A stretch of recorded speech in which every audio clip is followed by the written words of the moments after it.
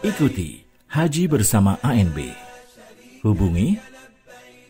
Alhamdulillah, wassalatu wassalamu ala rasulillah. Di antara kesalahan yang sering terjadi ketika lebaran adalah bersentuhan dengan lawan jenis, salaman dengan lawan jenis yang bukan mahram meskipun masih dalam lingkup keluarga. Kita punya keluarga yang mungkin anggotanya besar, namun tidak semuanya adalah mahram. Ada keluarga yang mahram dan ada keluarga yang bukan mahram.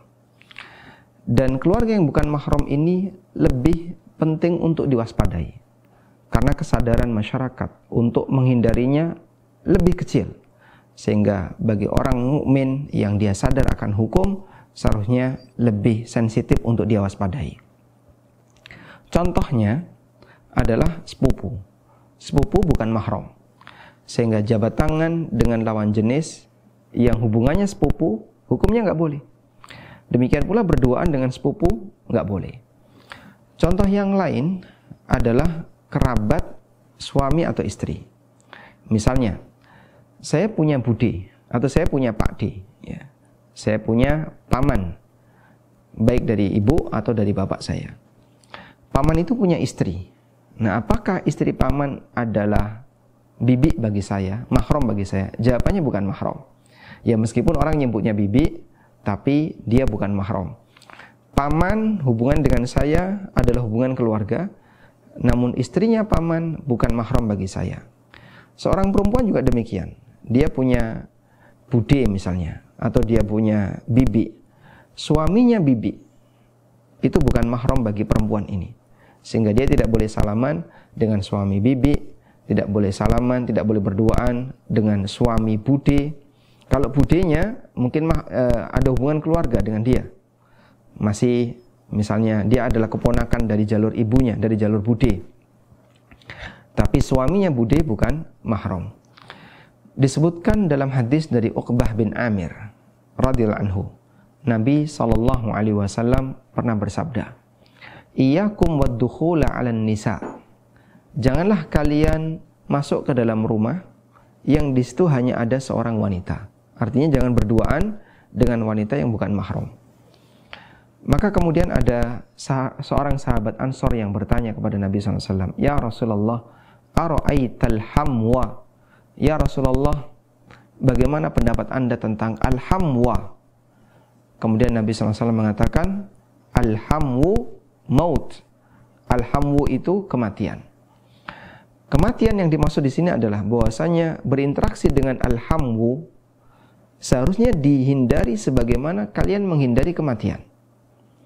Seharusnya ditakuti sebagaimana kalian takut kepada kematian.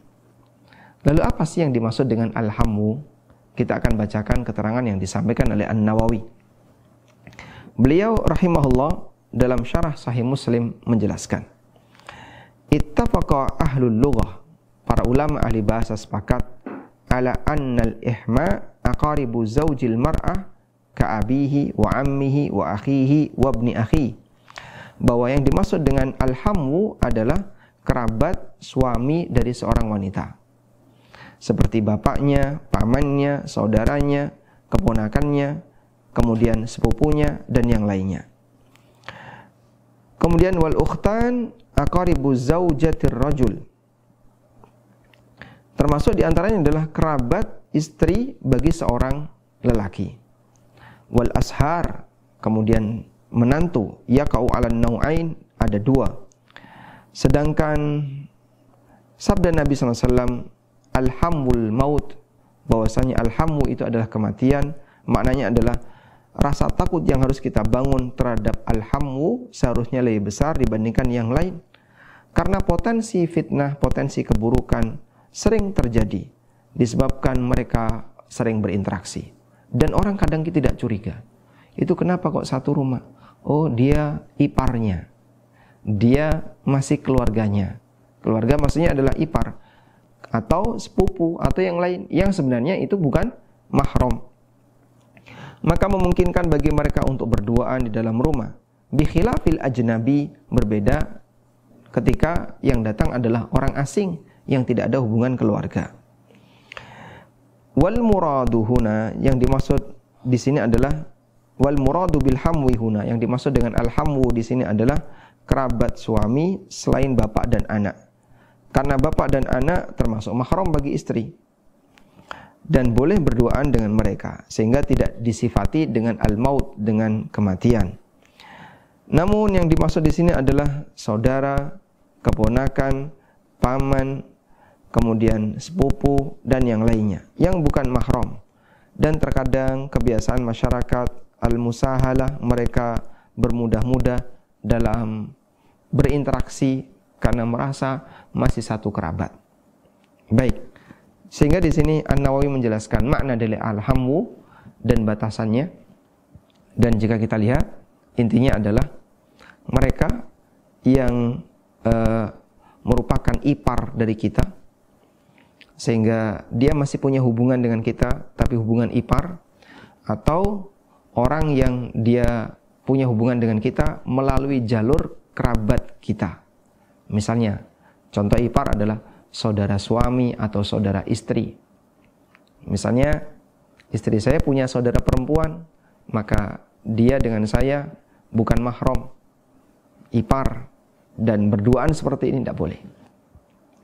Atau misalnya ada orang punya suaminya punya saudara lelaki, maka wanita ini dengan saudara lelaki suaminya bukan mahram.